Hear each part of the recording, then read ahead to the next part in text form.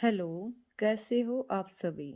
I hope कि आप सभी अच्छे होंगे। अपना और अपनी पढ़ाई का साथ में फैमिली का भी ध्यान अच्छे से रख रहे होंगे। आज हम यहाँ पर समझेंगे कि इलेक्टोरल बॉन्ड क्या होते हैं, जो कि करंट का मुद्दा है कि चुनावी बॉन्ड होते क्या हैं। इससे पहले हम स्टार्ट करते हैं एक मोटिवेशनल कोट के साथ। खोल दे पंख मेरे, कहता है परिंदा, अभी और उड़ान बाकी है। जमीन नहीं है मंजिल मेरी, अभी पूरा आसमान बाकी है। क्या सीखा आपने कि खोल दे पंख मेरे, कहता है परिंदा, अभी और उड़ान बाकी है। जमीन नहीं है मंजिल मेरी, अभी पूरा आसमान बाकी है। यानी कि आपको यहीं नहीं रुकना है, बहुत आगे तक जाना है। इसलिए आप जब तक आपको सफलता मिले और उसके बाद में लगातार कॉन्टिन्यूअस अपनी पढ़ाई करते रहिए। तो आज हम यहाँ पर जानेंगे कि इलेक्ट्रोल बॉन्ड क्या होते हैं। देखो, एक बॉन्ड होता है, पहले बॉन्ड की डेफिनेशन आपको पता होनी चाहिए।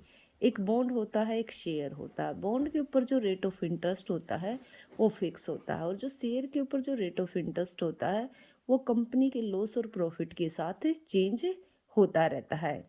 तो जो बॉन्ड होता है वो कंपनी और सरकार के लिए पैसा जुटाने का एक साधन होता है। यानी कि जो कंपनी है वो क्या कर सकती है, बॉन्ड के थ्रू पैसा इकट्ठा कर सकती है और अपना जो बिजनेस है उसको आगे एक्सटेंड कर सकती है। इसी प्रकार से जो गवर्नमेंट है उसकी भी क्या हो जाती है, कई बार इनकम ज़्यादा हो आय ज़्यादा, खर्च ज़्यादा हो जाता है और इनकम कम।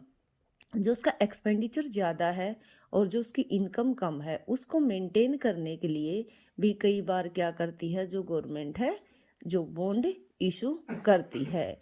जो गवर्नमेंट के जो बॉन्ड है, गवर्नमेंट के बिहाफ पर क्या करता है, जो रिजर्व बैंक ऑफ इंडिया है वो इन बॉन्ड को इशू करता है, जिनको हम सिक्योरिटीज कहते हैं।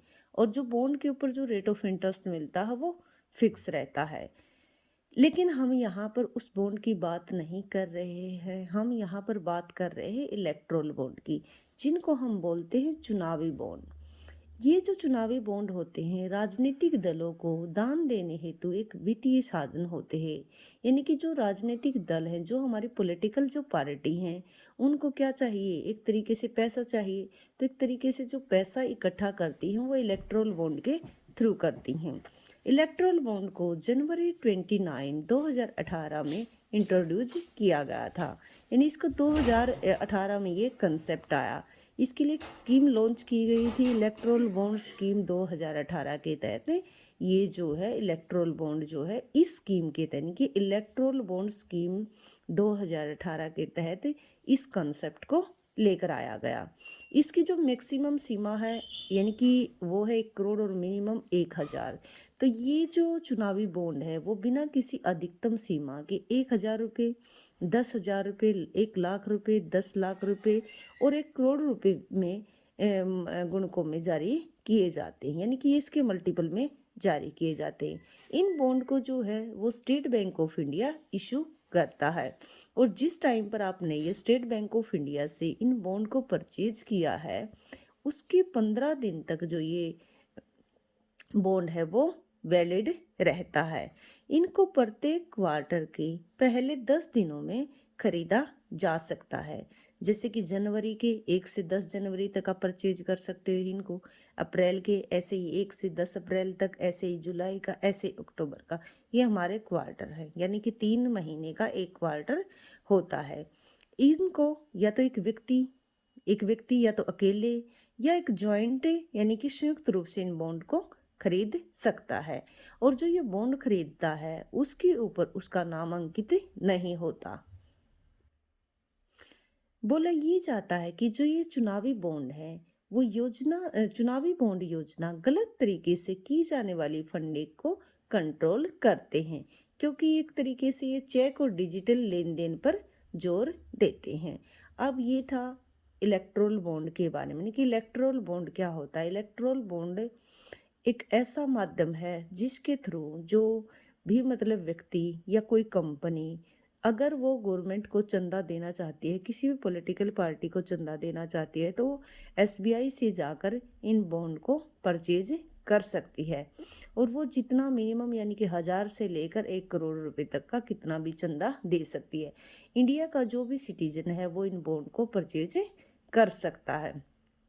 अब ये ठीक है, आपने इसका कंसेप्ट देख लिया। उसके बाद देखो, जो हमारा सुप्रीम कोर्ट है उसने बताया है कि जो ये बॉन्ड है इनका दुरुपयोग भी हो सकता है, यानी कि जो सर्वोच्च न्यायालय में उठाया गया चुनावी बॉन्ड के दुरुपयोग का मुद्दा।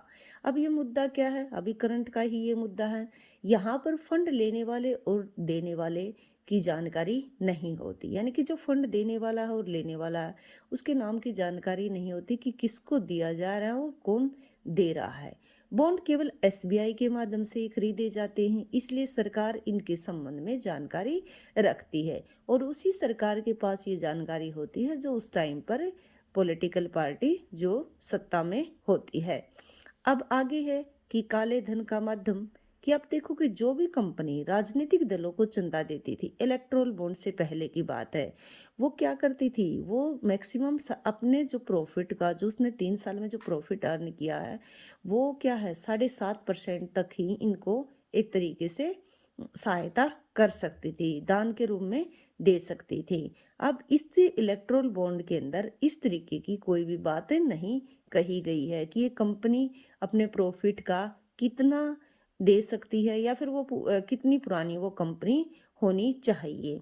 अब जो सबसे बड़ी प्रॉब्लम है वो ये है कि घाटे में चल रही कंपनियां, जो कि केवल सेल कंपनियां हैं, को बॉन्ड खरीदने की अनुमति देने पर चिंता जताई है। जो हमारा सुप्रीम कोर्ट है उसने बताया है, उसने जो चिंता जताई है वो ये जताई है कि जो हमारी कंपनियां पहले से ही घाटे में चल रही है, यदि वो भी इलेक्ट्रोल बॉन्ड परचेज करती हैं और किसी पॉलिटिकल पार्टी को अगर वो चंदा देती हैं, तो ये क्या होगा, एक तरीके से गलत होगा। आप ही सोचिए, यदि आप इतनी गरीब हो तो क्या आप किसी को कुछ दान दे सकते हो?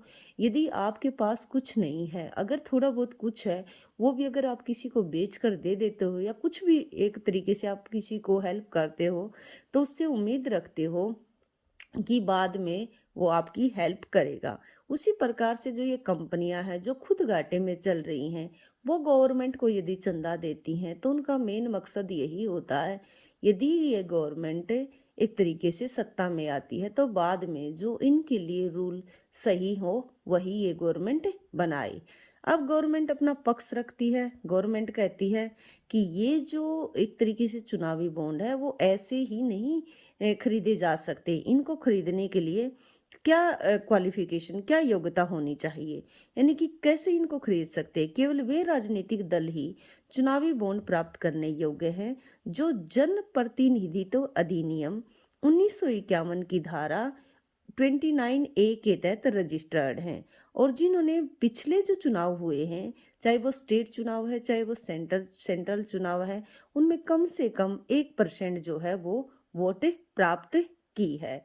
और यहाँ पर गवर्नमेंट ने दलील दी है कि इससे जो ब्लैक मनी है वो भी क्या एक तरीके से नहीं इंक्रीज होगी। ब्लैक मनी क्यों नहीं इंक्रीज होगी, काला धन क्यों नहीं बढ़ेगा? क्योंकि ये कहते हैं कि एक तरीके से डिजिटल लेन देन है ये, डिजिटल लेन देन में तो वो करेंगे ब्लैक मनी ज़्यादा इंक्रीज नहीं होगी। फिर दूसरी बात ये क्या कहते हैं कि जो इलेक्शन कमीशन ऑफ इंडिया है वो भी इसके बारे में मतलब कोई भी मतलब एक तरीके से ऑब्जेक्शन नहीं उठाता है। ये गवर्नमेंट की दलील है, और इससे ऊपर जो हमने पढ़ा वो सुप्रीम कोर्ट ने बोला कि नाम ना तो देने वाले का पता है और ना ही लेने वाले का पता है। एसबीआई के थ्रू ये बॉन्ड खरीदे जाते हैं, और सिर्फ ये जो गवर्नमेंट सत्ता में होती है वो क्या उसी के पास सिर्फ इनकी जानकारी होती है। Thank you so much.